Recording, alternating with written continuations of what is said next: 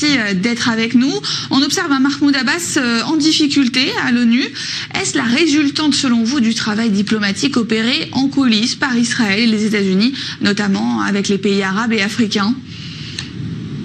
D'abord, oui, Israël et les États-Unis ont fait un travail en amont, justement, vis-à-vis des membres du Conseil de sécurité. Mais n'oubliez pas également qu'à la base, il y a une véritable aberration dans la demande de vote de Mahmoud Abbas. Il faudrait que le Conseil de sécurité condamne une proposition de paix. Au bout du compte, la proposition américaine est une proposition de paix. Et elle doit être négociée entre les parties et non pas imposée. Et comme l'a dit l'administration américaine, comme l'a dit Jared Kushner, si Mahmoud Abbas a des remarques ou a des critiques sur le plan de paix, eh bien, il faudra les soulever pendant les négociations. Par ailleurs, cette proposition américaine, contrairement à ce qu'a voulu dire Mahmoud Abbas ou ce qu'il veut affirmer, est tout à fait concordante avec les précédentes résolutions du Conseil de sécurité.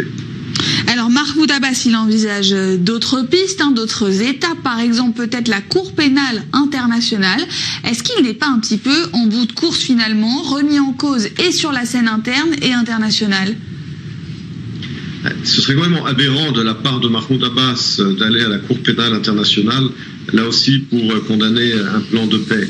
Il est très clair aujourd'hui, comme vous l'avez dit, qu'il est en bout de course aussi bien sur le plan interne, il a perdu sa légitimité depuis longtemps.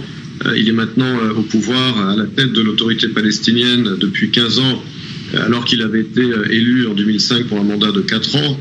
Donc il n'a plus de légitimité interne, son pouvoir est corrompu, rejeté et méprisé par la plupart des Palestiniens, et surtout à l'international. À l'international, les Palestiniens aujourd'hui n'ont plus du tout le soutien qu'ils avaient à l'époque. Les pays arabes sont fatigués du rejet systématique par les Palestiniens des plans de paix. On voit qu'au contraire, aujourd'hui, beaucoup de pays arabes se rapprochent d'Israël et soutiennent la position américaine, en particulier les pays du Golfe, l'Arabie saoudite et l'Égypte, et même au sein du monde musulman. Je rappelle que le Soudan, récemment, le président intérimaire du Soudan a rencontré Benjamin Netanyahu en Ouganda. Donc oui, Abbas est isolé sur la scène internationale, il a perdu sa légitimité interne, et puis surtout, sa demande est absurde de condamner une proposition de paix.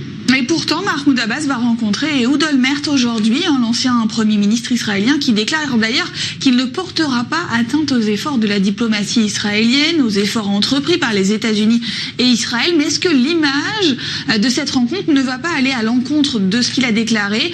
On rappelle qu'Ehud Olmert a soutenu Benny Gantz d'ailleurs. Est-ce que ça peut porter atteinte à Benny Gantz ?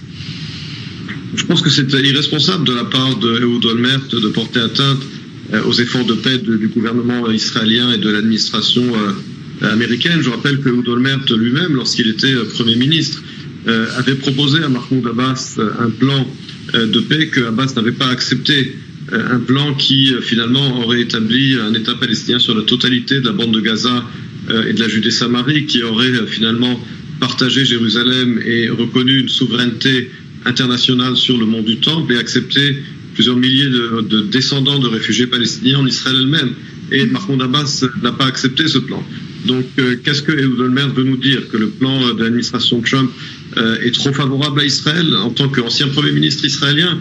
Je pense que Ehud Olmert, en faisant cette démarche, ne fait que renforcer Mahmoud Abbas dans son rejet de la paix, que c'est irresponsable de sa part de le faire. Et comme un ancien Premier ministre qui a été condamné en pénal et qui a fait de la prison, je pense qu'il est indécent de sa part de se montrer de nouveau sur la scène internationale. Merci beaucoup Emmanuel Navon pour toutes ces précisions.